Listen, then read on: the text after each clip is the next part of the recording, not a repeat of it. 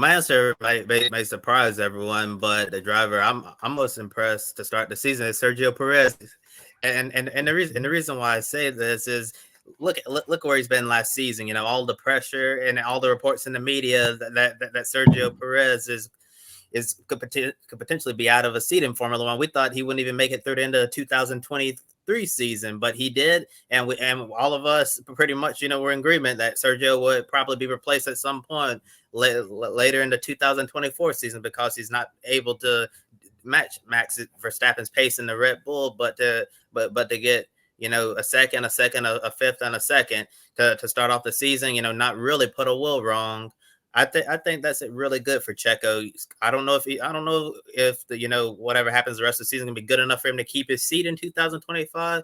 But right now he's as cool as a cucumber, and showing everyone that he can still contribute to this Red Bull team and the constructors. And maybe if Max has another off day or whatever, or another retirement, maybe Checo will be in a position to still win. And we still have quite a handful of street circuits this year, and people like to call him the king of the streets. So I do think there could be some great tracks for Sergio Perez to get a win later on this season. I think he's so far in 2024, he's handling the pressure extremely well, better than the driver who's disappointed me, which is Daniel Ricciardo. Not going to go into too much into him right now because we're going to talk about it a little later in the show.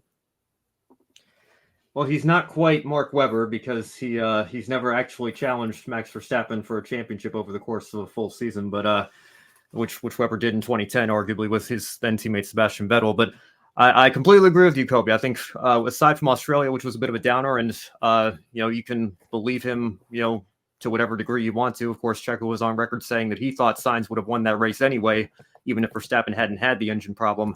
So maybe that was a track that didn't quite suit the Red Bull as much. Who knows? But to be, have a clean sweep of second place finishes aside from that, pretty good start to the year for Checo again. Who knows who's going to get that seat at Red Bull next year?